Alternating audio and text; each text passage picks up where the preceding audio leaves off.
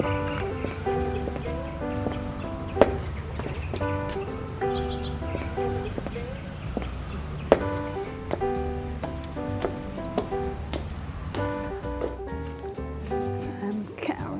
Carolyn. And I'm Angela. We are the McCaskill sisters. She's the older one, just to let you know that. And Hello, I'm Dr. Angela McCaskill. And I'm the first black deaf woman to receive a PhD in the history of Gallaudet University. I'm Dr. Carolyn McCaskill, and I'm the second black deaf woman to receive a PhD here from Gallaudet University, and that's history. We're both from Mobile, Alabama, and we were born and raised here. And then later in life we moved here to Upper Marlboro area in Maryland. okay, so I became deaf age 13. Noticed my hearing started to deteriorate. So it was more of hard of hearing.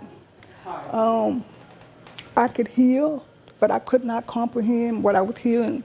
So throughout school, it was a little bit frustrating, but I was always sitting in the front of the class, making sure that I didn't miss any of the instructions, and I had tutoring, so I was able to function okay. I was born here. I was born here. Fine. And I lost my to We went to a hearing school. I to hearing school up to 7th grade. So I became very frustrated because I didn't feel I belonged in the hearing school. But they didn't have any resources to help me because I couldn't understand the teachers in the classroom. And the kids were laughing at my voice, the way I talk. And the teacher was not saying the best, so I became frustrated. So my mom left to her son, transferred to Alabama school for the Negro deaf.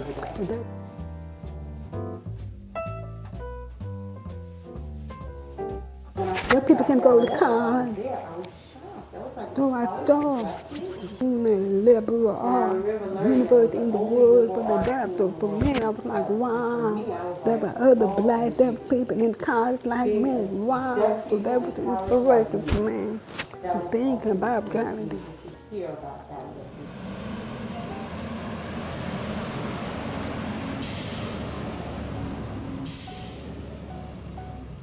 So currently, I'm the director of the Center for Black Deaf Studies, and I'm a professor in the Deaf Studies department.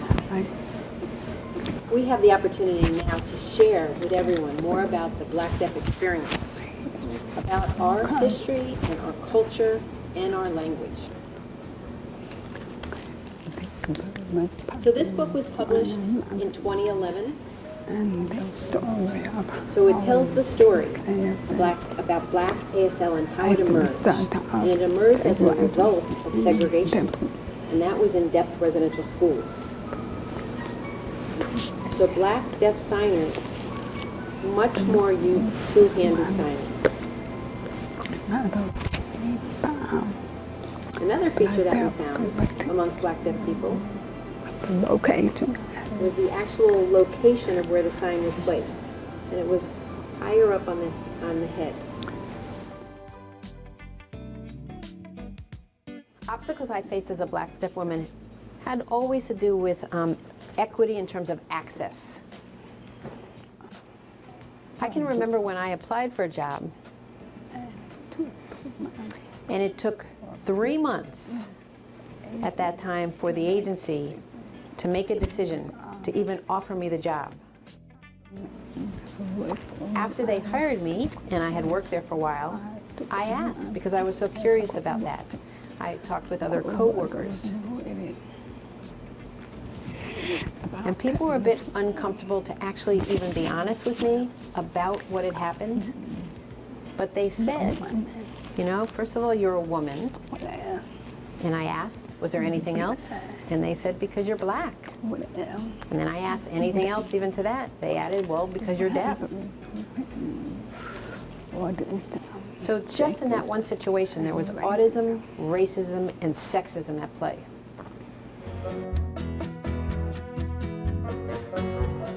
So being the first black deaf woman to receive a PhD from Gallaudet University, to be honest, it was bittersweet. So first, I couldn't believe that there was no one before me that had obtained this. I received my degree in 2004. And so of course, I was incredibly happy, but at the same time, I knew this has to change. There are many deaf black people. We as a community are very intelligent and very smart, and we can obtain these types of degrees. And so that was even more motivation for me and to continue on to write the book, Black Deaf Professionals with Doctoral Degrees. I wanted to continue to encourage people to pursue these degrees of higher education and doctoral degrees, and I'm happy to say that in my recent book, I've documented a total of 22 black deaf people who have earned PhDs or other terminal degrees. And this is the second edition of Black Deaf Professionals with doctorate degrees. And in addition, I was able to come up with a set of recommendations for higher education. And that's because these students talked about some of the institutional racism and the systemic racism that they faced. And so these recommendations were made, and there were 4 main recommendations. One is to set up support groups, because many of these students had expressed the isolation that they felt. Second was that for each person, they would be mentored. They would be assigned a mentor. And ideally, it would be nice to have a mentor within their own doctoral program. The third recommendation was for the university to set a writing center for academic writing, because that is a challenge, both for hearing and deaf people. And the fourth recommendation, we wanted to try more to assess students who come from other countries who have higher attainment rates within higher education here in the United States. And why is that? So that's something that we're hoping Black Deaf Professional Doctorate Project can do more assessment and evaluation of.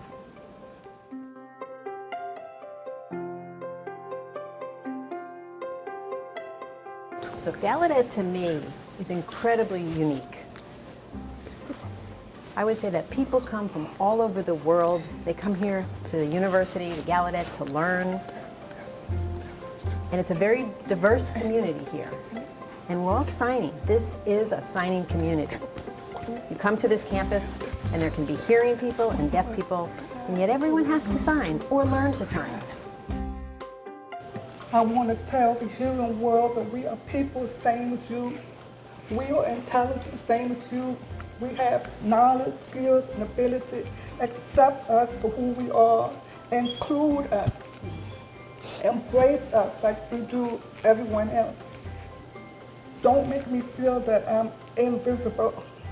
Deaf people can do all things except hear. Thank my sister to announce who we are and step on, move on. Absolutely. So what are you doing tonight? Nice. I plan to, but You've been working overtime. Yeah. try not to read anymore email. I'm really surprised. I'm really surprised. You're not really going to read it on your phone. I'm gonna try not.